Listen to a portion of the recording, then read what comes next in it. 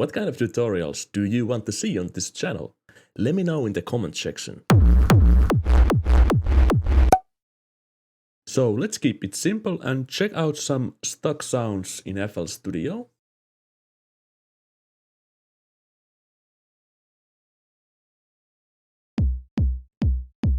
Let's try to use this one.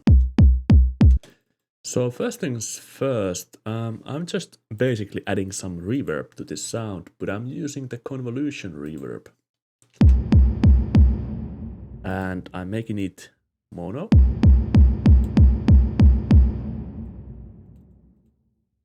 Let's automate this wet signal. Just trying to make sure that I'm boosting the reverb when the kick tail is hitting.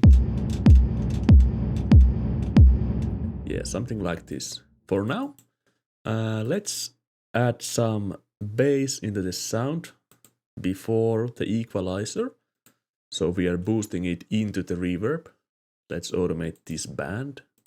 And you don't need to be gentle with this. You can boost it pretty hard if you like.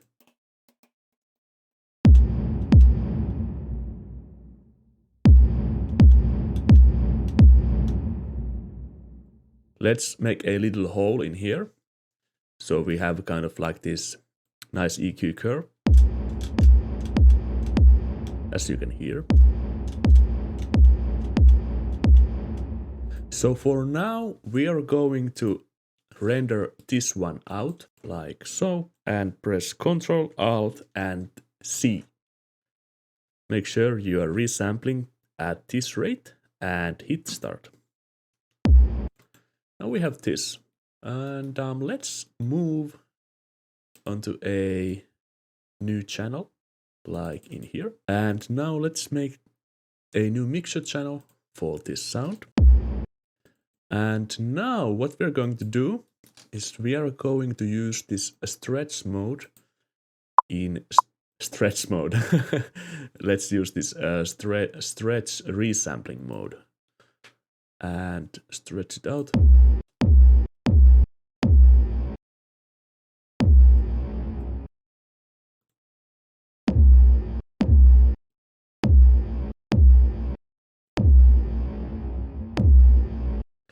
And let's use some distortion now. For now, I'm going to use the wave shaper and some EQ. And let's try to come up with something.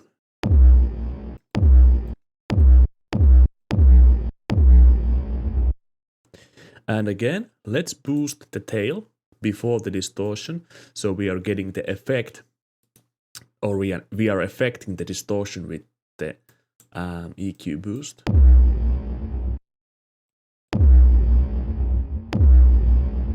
And we can actually cut some highs.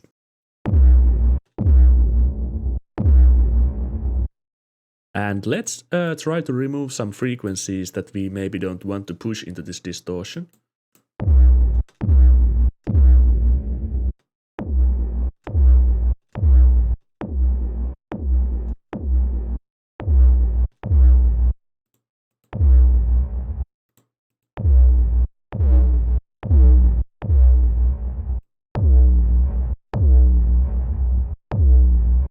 Yeah, so I'm not trying to achieve the white noisy distortion. I'm just trying to make this sound more fat, I guess.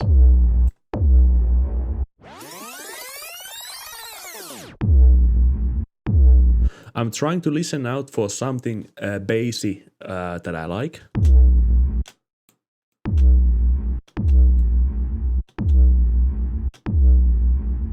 Yeah, let's go with this one. And now let's add some more reverb. I'm going to use the reverb 2 and let's turn the dry all the way down and just manipulate the reverb, and we are going to turn the dry signal up when we have the reverb ready. And in my opinion, you maybe should actually merge the reverb a little bit so you are not all over the place in the stereo field, because we are reverberating kind of low signals with the long wavelength, so we don't want those kind of signals in our stereo.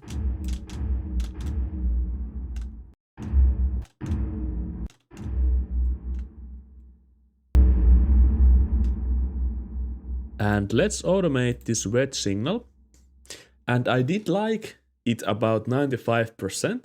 So what I'm going to do is I'm going to copy this value, go into the automation clip, and you have this minimum and maximum knobs. You can scale this clip however you like. So now I'm going to paste the maximum value in here. And now, as you can see, when I play this sound, this red knob is going to go down. And when I turn this automation all the way up, it's going to be exactly in the 95% area that I did like. So now it's much more easy to automate this kind of stuff. So I'm going to go for something like this. Maybe a bit more. One more point here.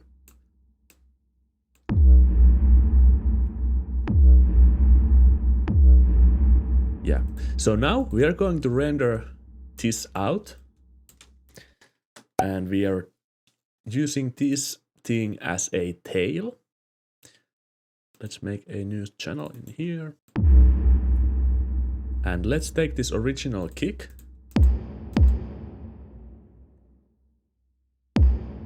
Drag it in here.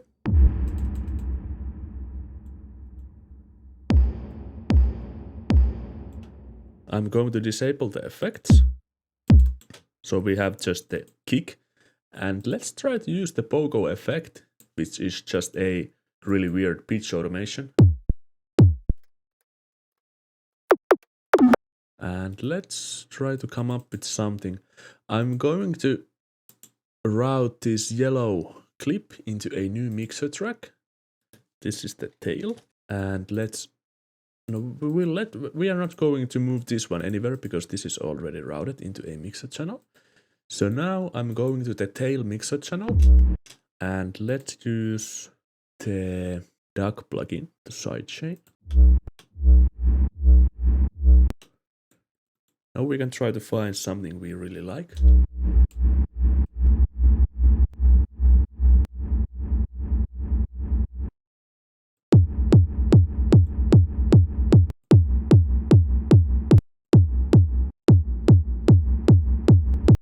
Okay, so now we are going to edit this tail a bit. Let's make it much more fat somehow. Let's try to use the destructor because we already used a lot of stock plugins. So let's try to finish this up with pretty much only stock plugins.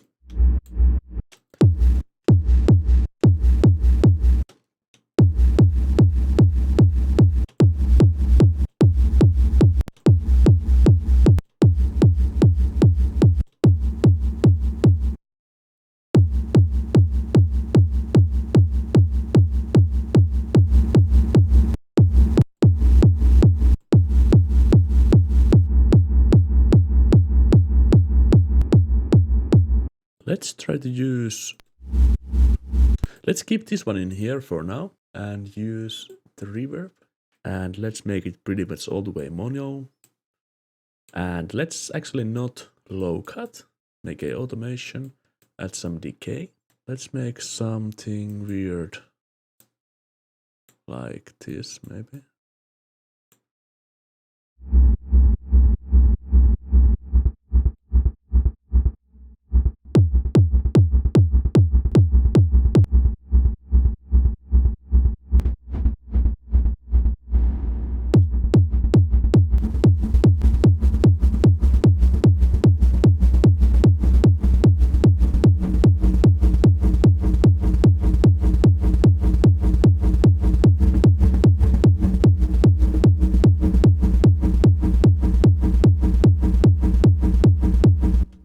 Yeah, so let's explain this a little bit. I'm using this mode in the sampler. It's called a clipping mode. So what we can do, we can turn on this clip parameter. If I turn this off, it's pretty boring. So what I'm doing here is I'm clipping and boosting this sample up, as you can see in here. And this can give some really nice artifacts sometimes to the sound. And we are making this reverb work as a rhythmic gate kind of. without the reverb.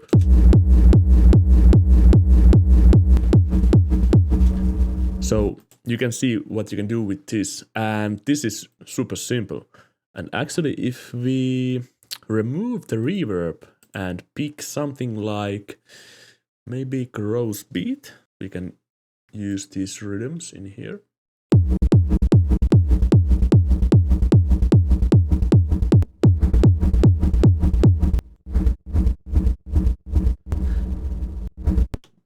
Let's check out span.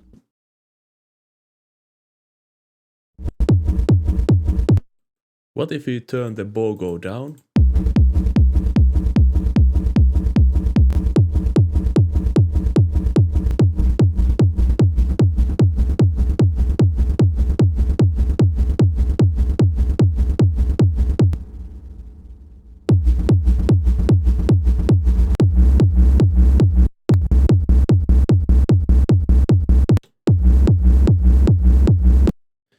So yeah, you can do whatever you like in here, but the concept with this kind of chain is this beat yam distortion was actually kind of cool, because this is probably some sort of a beat reduction distortion.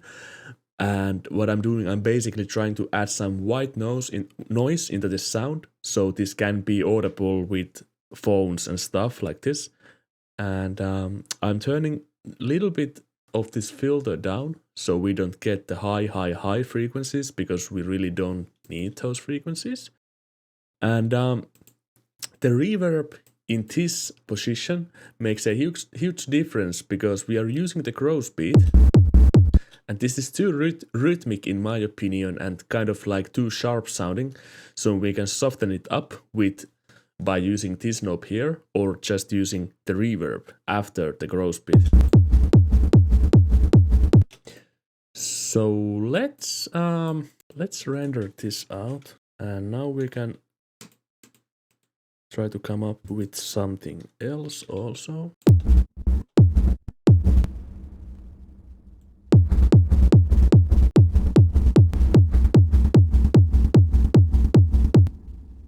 And one nice technique is to take this tail part we made, and let's choose the part with 2 patterns, aka 2 bars, and let's make this unique as a sample. Now what we can do, we can try to use the pogo effect in this sample, and it might sound kind of cool, or maybe not.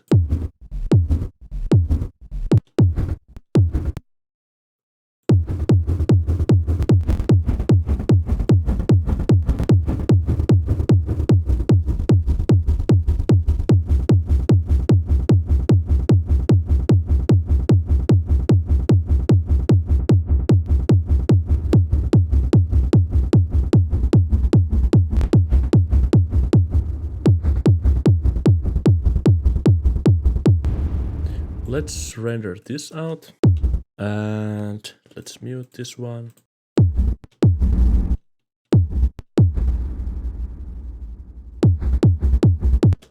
And let's get rid of this gross beat for now.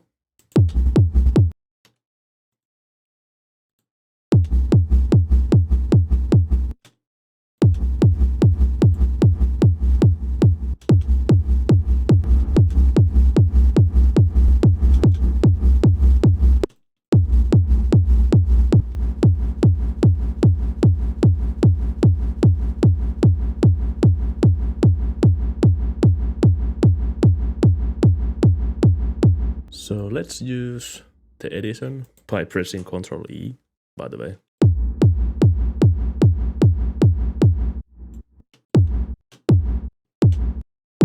Drag this here.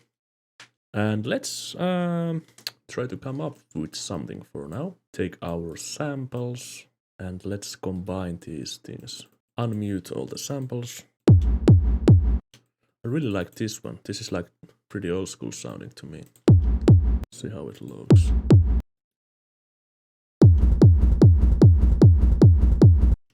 Oh. What about this one?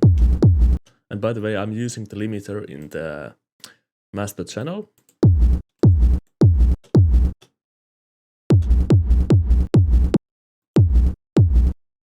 Let's record this one into the Edison. Drag this into the playlist. Now we have this kick here. What I did with this kick, first of all, I'm going to show you the render over here. So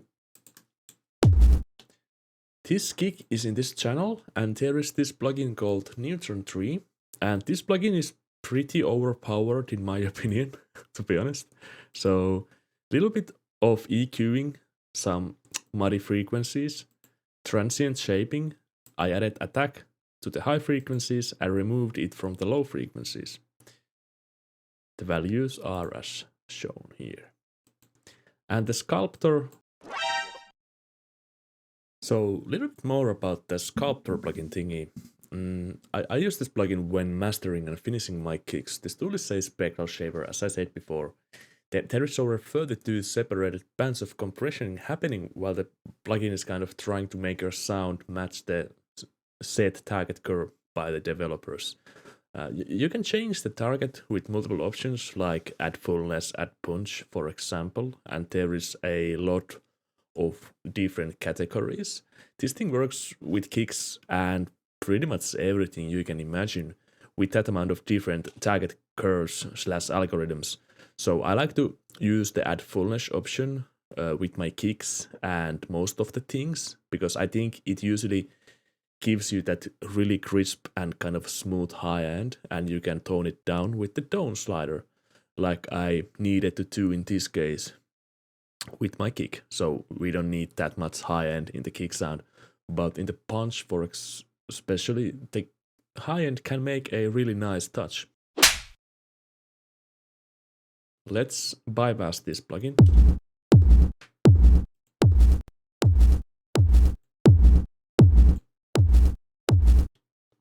Yeah, so this is overpowered.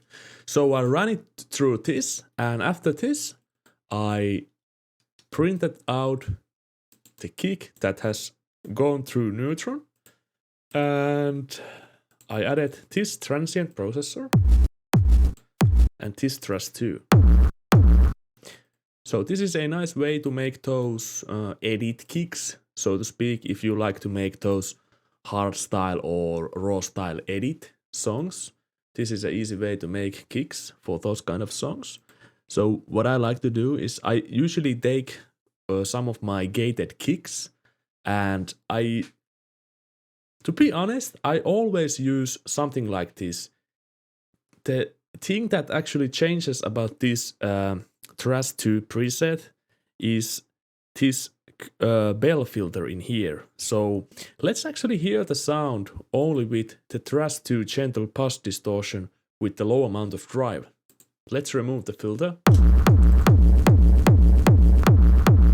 It is cool, kind of, but I think the low frequencies or the muddy frequencies are actually killing the saturation distortion thing. So this sort of filtering is really useful in this sort of use cases.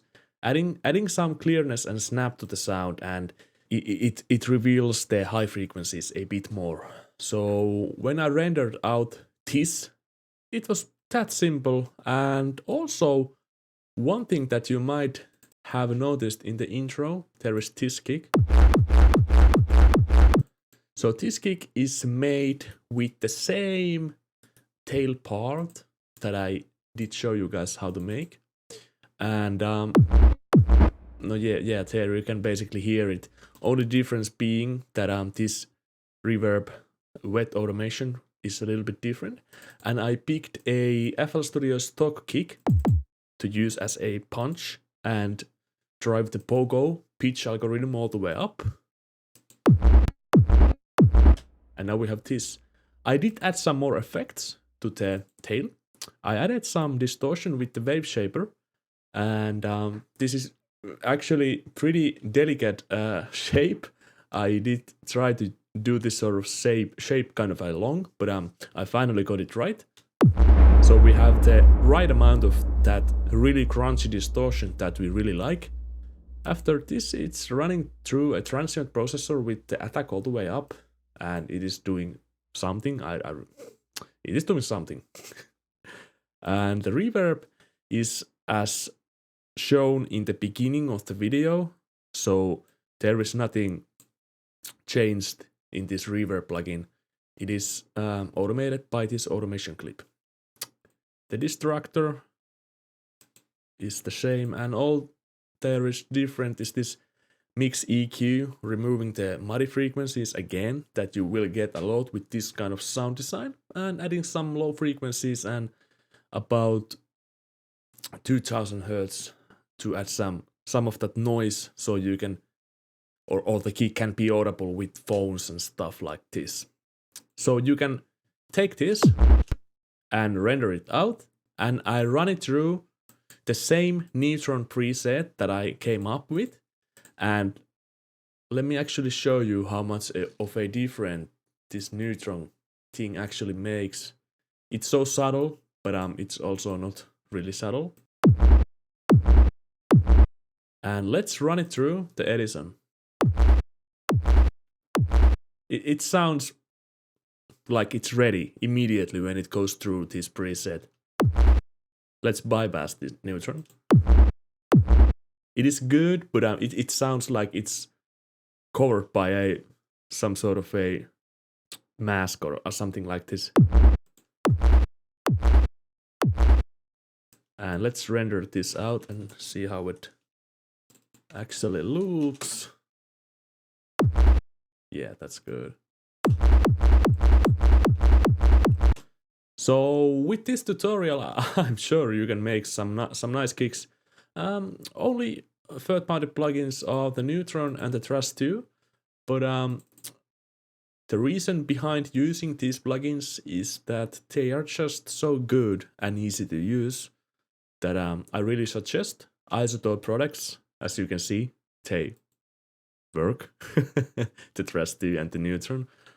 So yeah, check those out, and if there is any possibility to get your hands on the Neutron or the Trust 2, just do it. You won't regret it. If you are producing, well, hardcore music or hardstyle or Rawstyle or any kind of music, you won't regret